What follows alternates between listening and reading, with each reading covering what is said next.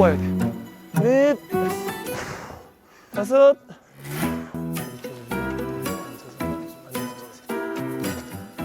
야, 너희 둘은 밥 먹으러 나왔지? 이 자식들이. 하나, 둘, 셋, 내리고, 셋, 넷, 다섯, 여섯, 일곱, 여덟, 아홉. 오케이. 잠깐 쉬었다가.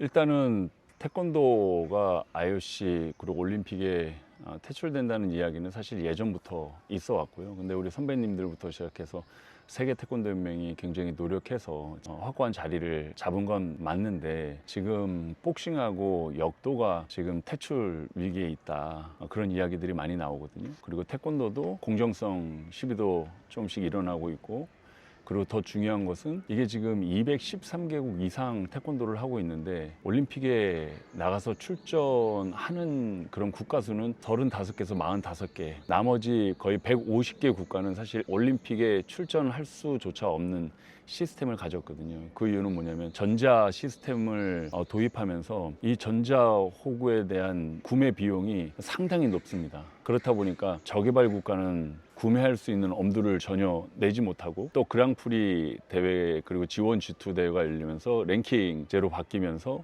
결국에는 국가에 가서 대회에 참여해서 랭킹 점수를 따야 되는 그러한 시스템이다 보니까 선수 개인이 만약에 돈이 많다고 했을 때는 사실 여행하고 그리고 경기에 참여하고 또 장비도 구매하는 게 있지만, 저개발 국가에 거의 100개국 이상 되는 나라는 사실 올림픽을 거의 포기하다시피 내려놓고 있거든요. 그러니까 이런 부분들이 올림픽이 추구하는 평등하고는 사실은 누구에게나 기회가 주어져야 된다는 그런 보편적인 부분에서는 사실 저하가 되고, 태권도가 IOC가 원하는 방향대로 사실 가지 못하는 방향은 있습니다. 태권도가 좀 재미없다, 그런 이야기들이 많이 있는데 테크닉적으로 조금만 변화만 주면은 사실은 금세 변화를 줄 수가 있는 것이, 사실 발바닥 센서만 1차적으로 없애더라도 우리가 생각지 못한 이상한 발차기들은 사실 나오진 않거든요. 그리고 또 강도 자체가 굉장히 약하다 보니까 뭐 한 경기에 뭐 28점, 30점 넘는, 지금은 이제 상한제가 있어서 그 점수를 딱 이기게 되면 1회전이 끝나는 것으로 제가 알고 있습니다. 그렇게 하다 보니까 발차기의 무도로서의 파워풀한 이런 부분들은 굉장히 많이 약화됐다고 보시면 될 것 같습니다. 변화를 조금만 주더라도 경기가 굉장히 다이나믹해질 수 있는데 그런 부분들이 빨리 개선이 됐으면 하는 바람입니다. 과거보다는 경기는 굉장히 다이나믹해졌는데 이 파워풀한 이 무도로서의 어떤 태권도 강함에 있어서는 약화됐다고 저는 봐지거든요. 경기장도 굉장히 작아졌고요. 거기서 많이 이루어지는 발차기, 순간순간 이루어지는 그런 어떤 동작의 스피드, 이런 부분들은 좀 향상이 됐다고 봐지는데, 무도로서 힘이라든가 파워라든가, 파워에서 나오는, 스피드에서 나오는 이런 어떤 파워풀한 부분들은 지금 현재는 찾아볼 수가 없다. 그런 부분들이 굉장히 아쉬운 부분인데, 저는 이런 부분들이 좀 빨리 개선됐으면 좋겠다라는 바람이 있습니다.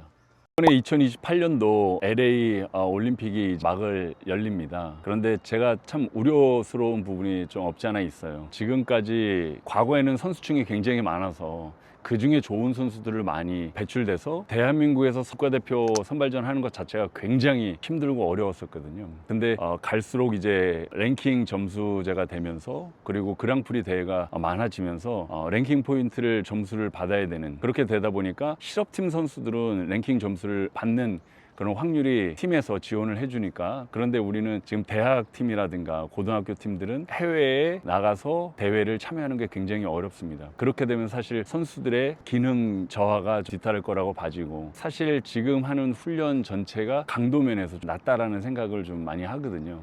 그렇게 됐을 때 2028년도 LA 올림픽은 어느 정도 메달을 따는 데는 큰 무리가 없겠지만 2032년 그리고 2036년 가서는 우리 대한민국 태권도 선수들뿐만 아니라 전체 모든 선수들의 국가 경쟁력은 굉장히 떨어질 수밖에 없다. 우려스럽고 걱정스럽습니다. 그렇게 하기 위해서는 훈련에 대한 선택과 집중을 좀 더 정부 차원에서 해야 될 필요가 있지 않을까. 일단 좋은 선수가 되기 위한 방법은 사실 여러 가지예요. 우리가 훈련하기 전에 기본적으로 몸을 풀잖아요. 그리고 스트레칭을 하고, 그런 것처럼 기본 체력 훈련, 스트레칭, 이거는 필수입니다. 근데 좋은 선수가 되기 위한 필수는 뭐냐면 끈기인 것 같아요. 인내하는 거. 내가 큰 목표점을 잡고 이 목표로 가기 위한 그런 시작 단계를 하나씩 게으름 없이 정말 꾸준하게 하는 게 가장 중요하다. 그러면서 그 외에 또 보강 훈련을 스스로 하는 것이 가장 중요하다. 그러니까 결국에는 좋은 선수 그리고 훌륭한 선수가 되기 위한 그런 기본적인 덕목은 내가 하겠다는 의지와 끈기, 인내 이런 부분들이 기본으로 장착이 돼야 사실은 내가 운동선수로서의 롱런을 할 수 있다고 저는 확신합니다. 근데 이 부분은 단순히 운동선수들한테 가장 필요한 거지만 우리가 세상을 살아가는데도 가장 필요한 인내하고 끈기 있게 그리고 지속적으로 하는 것이 가장 중요하다.